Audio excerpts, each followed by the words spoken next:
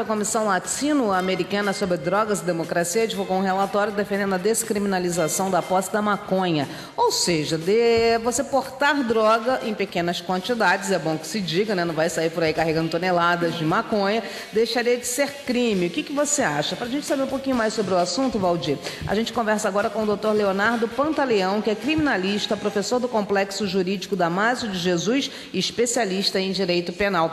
Boa tarde, doutor Leonardo. Boa tarde, é um prazer falar com vocês. Prazer todo nosso estar conversando com o senhor. Como é que o senhor vê essa situação, esse relatório da Comissão Latino-Americana e, inclusive, a opinião do ex-presidente Fernando Henrique Cardoso, querendo que realmente seja revista a lei, né, que rege essa coisa da maconha, de portar maconha ser crime? Como é que fica isso, doutor Leonardo? A questão toda, ela gira em torno de um debate não só jurídico, mas também um debate clínico no aspecto médico, efetivamente. Por quê? Porque aqueles que defendem essa ideia, defendem que o usuário de entorpecente, seja ele de que natureza for, ele é clinicamente um doente e, como tal, ele não pode ser punido. Isso funciona mais ou menos, só a título ilustrativo, como aquela pessoa que é considerada inimputável no direito penal, que pratica um crime em razão, por exemplo, de uma doença mental. Óbvio que não é o caso dos dependentes químicos, mas é só para que os nossos ouvintes possam compreender. E como eles são acometidos dessa doença, eles não são penalizados quando praticam uma determinada conduta penal. A mesma ideia quer se aplicar, então, para a questão do porte para entorpecentes, ressalvando-se que é para uso próprio, como você bem colocou agora no início da nossa conversa, porque pode dar uma impressão de que portar o entorpecente hoje em quantidade qualquer deixaria de ser punida. Não é isso. É simplesmente aquele porte em que se comprove ser para uso pessoal, para uso próprio. Esse sim é que se busca uma descriminalização em termos, inclusive, de se tornar uma conduta isenta de pena. Doutor Leonardo Pantaleão, prazer grande conversar com o senhor. Boa tarde, é o Valdir Luiz está falando. Eu queria fazer uma colocação para o senhor.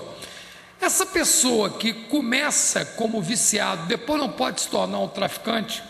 Olha, essa possibilidade sempre existe. Agora, tem que se levar em consideração caso a caso.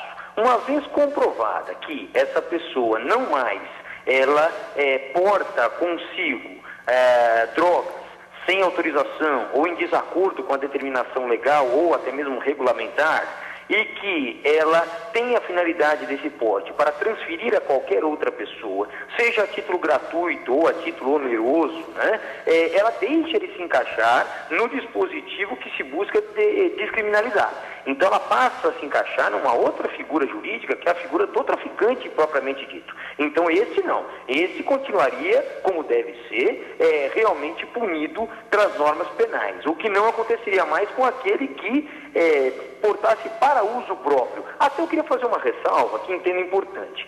Essa tendência de um abrandamento no rigor das pessoas que portam drogas para uso próprio já é algo que vem ocorrendo no Brasil. Eu posso até citar um exemplo de que a lei que tratava de entorpecentes do ano de 1976, que é a Lei 6368, ela punia com pena de detenção de 6 meses a 2 anos, mais um pagamento de multa para aquele que fosse flagrado, mesmo que para uso próprio, guardando, adquirindo ou trazendo consigo pequena quantidade de entorpecente. Essa é a lei de 76. Por outro lado, a nova lei de tóxico, que é uma lei de 2006, essa lei já afrouxou, já abrandou demais a pena, inclusive agora nem existindo mais a modalidade de detenção para as pessoas que portem entorpecente para uso próprio. Hoje você tem, por exemplo, como punição, uma advertência sobre os efeitos das drogas, ou então uma prestação de serviços à comunidade, ou uma medida educativa de comparecimento a programa ou curso educativo também. Enfim, veja que a tendência do legislador é uma tendência em educar aquele indivíduo que é viciado em entorpecente e não mais puni-lo. Então agora essa conclusão e a própria manifestação do ex-presidente Fernando Henrique vem caminhando no sentido da própria legislação. Só que agora o que se busca é que nem essas medidas educativas sejam impostas, em razão de se tratar, de repente, de uma questão que envolva uma doença psicológica. Agora, uma dúvida, doutor Leonardo, como é que a gente comprova que é para uso próprio? Essa é uma situação muito interessante, né? Mas, na prática, como é que o juiz faz para poder identificar se esse material apreendido se destinava realmente ao consumo individual? Aí ele tem que levar em consideração, por exemplo, a natureza e a quantidade da substância que foi apreendida.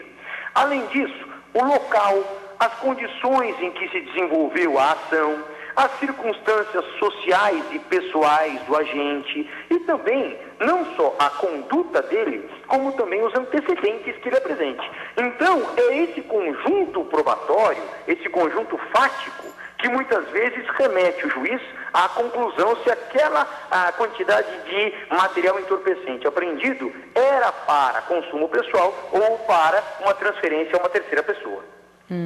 Tá certo, então.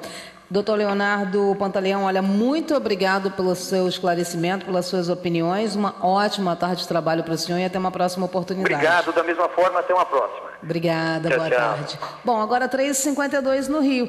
Você continua ligando, você ouviu aí a opinião do especialista, né, do doutor Leonardo Pantaleão, que é criminalista, professor do Complexo Jurídico Damásio de Jesus, especialista em direito penal, que deu a visão jurídica da coisa, né, para a gente aqui no painel nacional.